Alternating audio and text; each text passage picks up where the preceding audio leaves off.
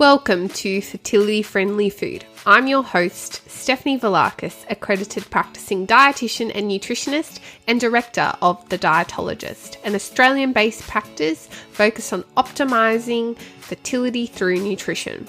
This podcast will bring you snack-size episodes for you to learn, grow, and be inspired by the latest research, facts, and practical lifestyle tips about eating well for optimal fertility, helping you cut through the confusion and myths to take back some of the control on your fertility journey, one bite at a time.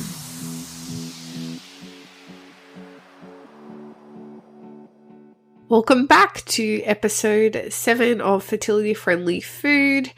This episode of Fertility Friendly Food is brought to you by my free preconception lifestyle checklist for him and for her, available on my website, thedietologist.com.au/freebies, or simply click the link in the show notes to get your copy. In this episode today, we are talking all about sperm health and sperm quality. Now, I find this actually a popular topic amongst women because they realize that it definitely does take two to tango, and we seem to have this hyper focus on women when we talk about fertility and women's health, but definitely men's health comes into play here too.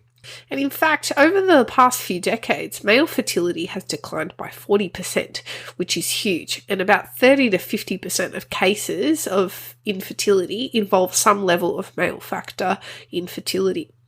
But it's more than just sperm health. So obviously we know we need healthy sperm to carry the DNA of the father to impart his 50% of the genes to baby. And the sperm needs to be able to survive, swim to the right place, and efficiently fertilize the egg. Now, when we talk about sperm health, there's a few key parameters we really are measuring. The first is known as morphology or shape. So is the sperm shape normal? Is the head right? Does it have more than one head? Is the tail too long, too short, curly? Does it have two tails? The possibilities are almost endless as to how morphology can go wrong. The second is concentration. Concentration, as the name would suggest, is the amount of sperm per mil, and normal. So obviously men produce millions of sperm all the time, and so we want to make sure that there's enough so it gets to where it needs to be. The third is motility or movement, and this is the sperm's ability to actually get to where it needs to be, and we're really looking for a certain percentage of the sperm to be motile enough to get to the right place. Now, the fourth one isn't traditionally done on a regular sperm or semen analysis, but it is a DNA fragmentation analysis. So this is really looking at the integrity or how well put together the DNA is within the sperm, and whether there is a high prevalence of DNA breaks, which can be a reason why a couple is experiencing fertility issues or even potentially losses and miscarriage. So sperm definitely has a huge role to play, and I know so many women who come to see me really want their partner to be on board with nutrition and lifestyle changes for fertility or when trying to conceive, and even just, it's a great opportunity, whether you're struggling to conceive or not, to really brush up on your lifestyle before you bring another human into the world, where you're going to have to role model your lifestyle behaviors to them. So you want them to be positive. And I just want to briefly turn the conversation away from just sperm health in this episode. We will definitely cover the key nutrients that you need to be looking at for sperm quality. But I also just wanted to note some new research that came out a couple years back. And a massive journal called The Lancet actually published this particular article. And it looked at the health of male rats, father rats, before they conceive their offspring, and they showed that the father mice, daddy mice, who were higher body weight or had a higher carbohydrate, lower protein diet, which was associated with higher body weight, their offspring were actually born and grew up with more fat tissue than those who had a higher protein and lower carbohydrate diet. So some obviously it's a mouse study, so, grain of salt, but it's really cool research that's looking beyond just, sperm health and the health of the sperm. And once the DNA is imparted, it's all over. Or once the sperm is produced, it's all done. But actually the health of the father before they conceive in that preconception period may be just as important as sperm health itself for the future health outcomes of your child. So to all the ladies out there who have a man in their life, this is probably the episode you want to get them to listen in on. So there's lots of things men can do to enhance their sperm health. This is one of the most common questions that comes up in my Instagram DMs is, Stef, my husband, partner, or friend's partner has just gotten a sperm analysis done and it's looking pretty grim. What can we do? And you know what? I actually really enjoy working with male factor infertility, which sounds really weird, but it is so amenable to lifestyle changes. Like, look, not every cause of male factor infertility is. So, for example, if you've had cancer treatment and the radiation has killed the sperm without samples being given, nutrition isn't going to save the day there. If you've got a condition called azoospermia, where no sperm is produced, that's really not going to save the day there either. Or if you had an undescended testicle that wasn't treated, that probably isn't going to be saved by nutrition either. But if you've only got a little bit to work with, say you don't have one of those conditions, you've got, insufficient amounts or poor motility, poor morphology, high levels of DNA fragmentation, all these things can be pretty quickly improved with a really good nutrition plan, which is what I want to talk to you about today. What are the key nutrients, foods, and dietary patterns that we should be doing and what to avoid for optimal sperm quality? And hopefully, ladies that are listening, you can get your other half to either listen or you can pass these on to them as well.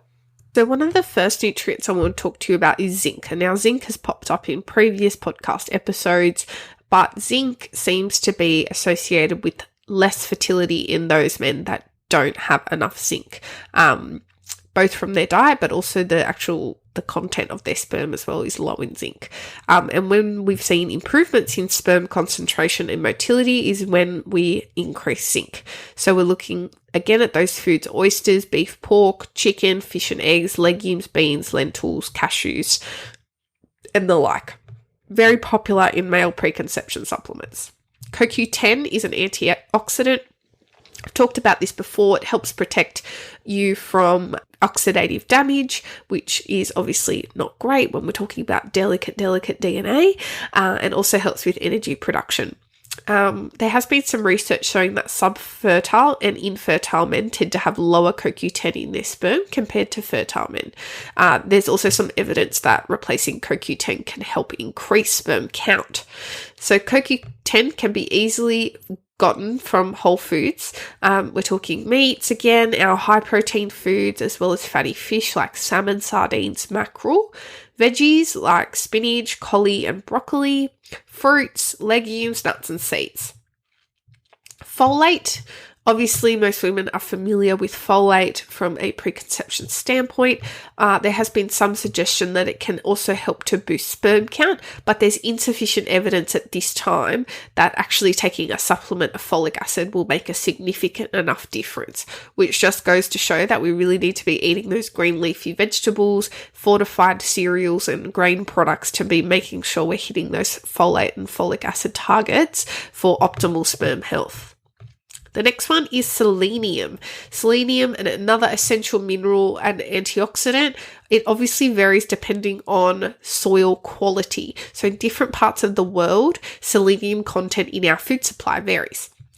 So it has been found that selenium content is lower in the sperm of subfertile and infertile men compared to fertile controls.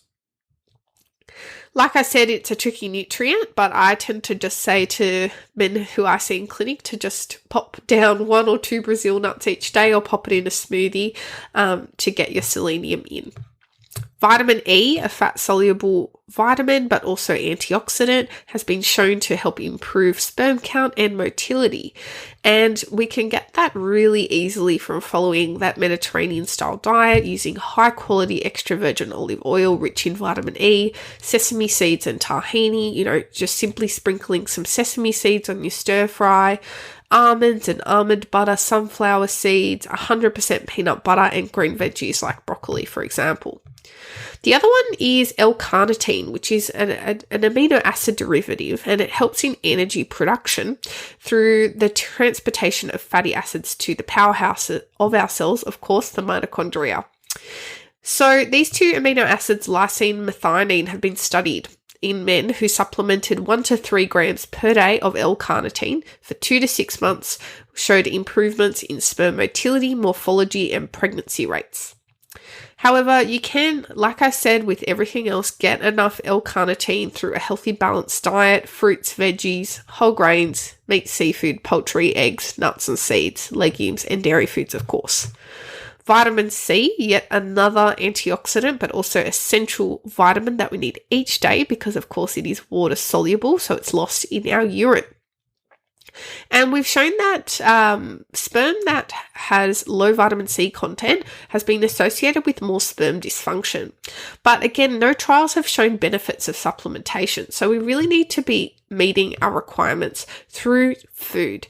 And fruit daily is a really, really easy and delicious way to boost your vitamin C, and as well as some vegetables like broccoli, capsicum, spinach, citrus, and tomatoes, just to name a few. Lycopene, another key antioxidant. It seems to be, again, that the content of lycopene in sperm is lower in infertile and subfertile men. It's a fat soluble, so we want to have it with some healthy fats, and particularly with extra virgin olive oil. It makes a really great combination. Cooked tomatoes tend to also pack more lycopene punch, so using some tinned or cooked tomatoes in your sauce with an extra virgin olive oil base will make it really absorbable. Other sources of lycopene include watermelons, grapefruit, guava fruit, red capsicum, carrots, and red cabbage as well. Of course, the Mediterranean diet, I've spoken about this before, and also in my webinar with Megabyte, which I'll link below for any interested nutrition or healthcare professionals. The Mediterranean diet has been associated with improved sperm quality in a Greek fertility clinic study. And so we know that this way of eating with fruits, veggies, legumes, beans, some good quality protein, fatty fish, whole grains, less alcohol, and less sweet foods and the like, can be all important for sperm quality. But what about the things not to do? So alcohol tends to be a really popular thing to chat about. We definitely want to be minimizing alcohol, and to those women or men who are going through IVF, authors suggest that you abstain from alcohol almost completely for 1 month, 1 to 3 months really, before you give your sperm sample for IVF. Now, the sperm cycle is about 64 days. So that's why that 1 to 3 months is what we're really focusing on here. But we don't really get negative effects of alcohol on sperm quality until we're getting up into pretty moderate to high levels of alcohol intake. And obviously that means something different to everybody. But to give you an idea, one study of quite young men in, I think it was the Netherlands or Denmark, they looked at sperm quality and testosterone and habitual, so pretty daily or almost daily alcohol use. They showed that more than 25 standard drinks per week affected semen quality and also increased testosterone, which is really interesting as well. But at low or moderate consumption, there doesn't seem to be any impact on semen quality. Now, that doesn't mean it's a green light, but it is definitely something that we should be focusing on for people at those higher ends of alcohol intake at this time. And of course, like I said, with IVF, it's it's a good idea to abstain from alcohol at least 1 month before is what's recommended at the moment. In terms of smoking has a negative effect on sperm quality. Obviously, we want to advocate for quitting smoking. This is not something that I practice in as a nutrition professional, but is something worth mentioning. And the other thing that people talk about a lot with healthy sperm is heat. So avoiding wearing tight underwear or going in hot tubs or putting hot laptops on your lap. The testicles are meant to hang further away from the body to help keep them cool and keep sperm cool. They are sensitive to high temperatures, so we don't want to kill anything off by overheating them and cooking them before they do their work. So it's a good idea to either switch to boxers, away from briefs, and just be mindful of any heat exposure that your sperm is really getting from you. It's always a fun chat, testicles and sperm and all that good stuff. But anyway, that's my job. I'm pretty used to it now, but if that gave you a bit of a giggle, I hope that brightened up your day a little bit. So that is a wrap on this week's episode number 7, all about sperm quality and sperm health, and really the role of men and fathers and their health in the future health of their children. So like I said, I would love for you to grab my free preconception lifestyle checklist from my website, and I'll link it in the show notes below, thedietologist.com.au/freebies. I'll also link all my male fertility blog posts down below as well for you. And I hope that this episode really helps you get your partner on board with diet and lifestyle changes, or if you're a guy listening to this, I hope this really gives you some motivation for positive lifestyle changes as well. Until next time, everyone. Bye.